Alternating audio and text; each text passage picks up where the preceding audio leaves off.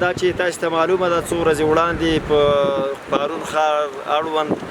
په دغه څو خوړونو کې ډېر خونړۍ سیلابونه راووتل چې د هغې له امله نو تقریبا دلته ډېر کورونه متضرر شو، شهیدان وشو، خلکو ته تاوانونه ورسېد. دغې نه وروسته د نورستان ولایت د پیښو سره مبارزې امادګۍ ریاست په همغږۍ او د ولایت مقام په رهبرۍ باندې یو ټیم او یو کمیټه جوړه شو چې دغه کمیټې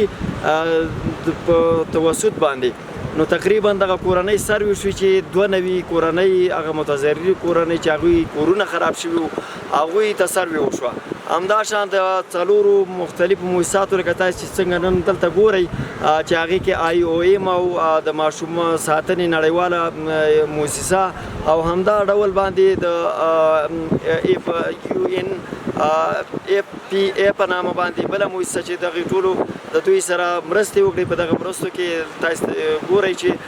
په دې کې خیمې شاملې دي، هر یو کورنۍ ته یوه خیمه ورکول کېږي، همداشان 3 کمپلې او همداسې د کور هغه ضرور او کوم شیان چې دي تر ګروپونو پورې حتی د سولر سیستم پورې